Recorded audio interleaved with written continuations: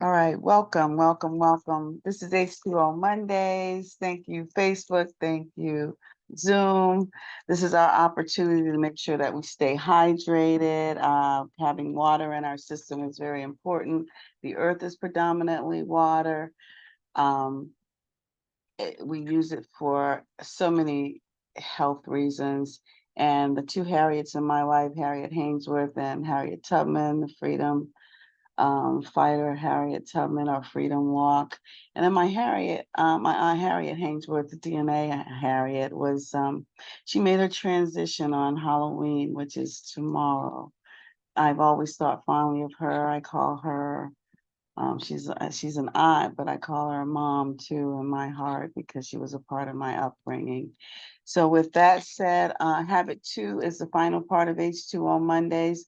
Habit 2 is to begin with the end in mind. It's from Stephen Covey.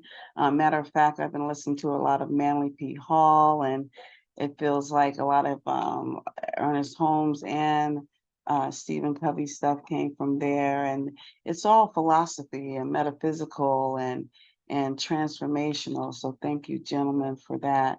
I'd like to open up with wrong glasses. I've got all my glasses off. Uh, this is modified by from The Secret. Um, Today is October 30th. This is Halloween Eve. There's a lot of Halloween movies coming on. My favorites is Hocus Pocus. And last year, this time, I was actually in Salem, Massachusetts. I think I'd be there for Halloween, but Halloween Eve was busy enough. So tonight is going to be on Trick or Treat. So the first thing we'll do is treat with this modification on reading The Secret and take these words for yourself. I promise myself to be strong that nothing can disturb my peace of mind, to talk about health, happiness, and prosperity to every person I meet, to look at the sunny side of everything and make my optimisms come true, to think only the best, to work only for the best, and to expect only the best, to be enthusiastic about success of others and of my own, to forget the mistakes of the past and press on to greater achievements of next, to wear cheerful expression and give a smile to every living being, to give so much time to improving myself that I have no time to criticize others, to be too large for worry, too noble for anger, too strong for fear, and too happy to permit the presence of trouble. To think well of myself and to proclaim this fact to the world, not in loud words, but in great deeds, to live full in faith, faith in myself, faith in the world, that the world is on my side, and I am true to the best that is in me. I love that. So with that said, like I said, Hocus Pocus has been coming on almost every day, and you hear trick or treat a lot, and we have to make sure when we're looking at our habits, are we treating ourselves or are we tricking ourselves? Or are we getting tricked by others who aren't treating? And the word treat to me is our affirmation, our begin with the end in mind, our knowing what we want to be instead of what we don't want to be. And with that said, I've been watching the Gilded Age on HBO, and one of the things that came up on a recent episode as they got ready for the new season was the lighting of a building by Thomas Edison, and how futuristic that they thought that that would be. And although it's based on fiction and facts, the fact is there was a lot of um, a lot of climbing the social ladder in this particular show, and the price that people paid for it and who they stepped on. And I'm getting to the point that there was a lack of character. And what we can see in the characters, whether they're fictional or factual, what's our character? What is in your character? So as we're determining our character, this came up on Facebook today. Let me see if I can read it. Um, this, my dear, is the greatest challenge of being alive. To witness the injustice in this world and not allow it to consume our light. So there's a little boy that I just wanted to make sure I got that and said that to you today, that we're gonna there's gonna be disturbances in the world. There's gonna be discretion and disaster, manipulation, abuse. Because if you don't use the power properly, it gets abused. And one of the things that has been coming up recently in my world is that youth, they want to talk to people about what's going on in their lives and be truthful about it. So my grandson and I got a quest going on with Birds of a Feather, so we'll keep that um, updated. So we're beginning with the end in mind, because he loved growing up in the camps that showed him who he was, and he knows that that gave him a foundation, and he wants to give other youth a foundation. And he's into animals too. The story Birds of a Feather came out because of him. I don't know if I've got a copy of the book. Go buy your copy on Amazon. Remember, we have a quest for Birds of a Feather, that we get that in the child's hand that's in the hospital during Thanksgiving and Christmas. We're looking for sponsors and help with that. And not that we don't want every person to have one that's in the hospital, but with the holidays coming up and in the honor of our Begin with the End in Mind, and the crusaders that went before me that handed things forward, that paid it forward, let's pay it forward with children. So if you are in another part of the world and you want to help me with this quest, go ahead and buy your copy of Birds of a Feather and give it to a child in need.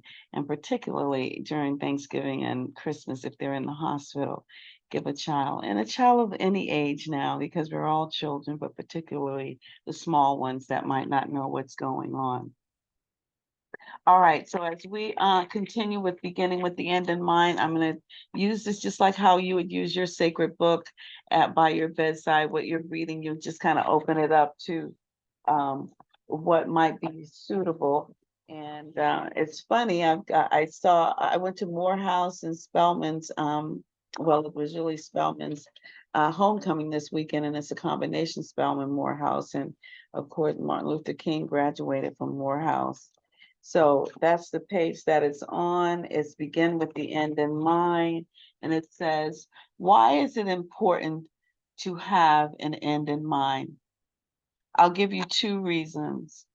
The first is that you are at a critical crossroads in life, and the path you choose now can affect you forever.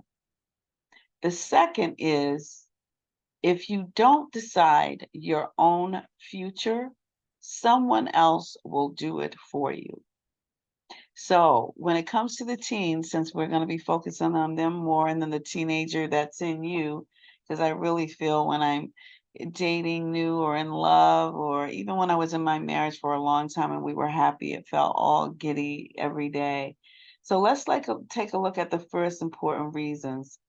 So here you are, say you're young, you're free, and you have your whole life before you, and you're standing at a crossroads, and you have to choose what path you're going to take. So these are some for the teens. Do you want to go to college and graduate school? What will your attitude towards life be? Should you try out for that team? What type of friends do you want to have? Will you join a gang? Will you date? Will you have sex before marriage? Will you drink, smoke, do drugs? What values will you choose? And what kind of relationships do you want with your family? And what will you stand for? And lastly, how will you contribute to your community?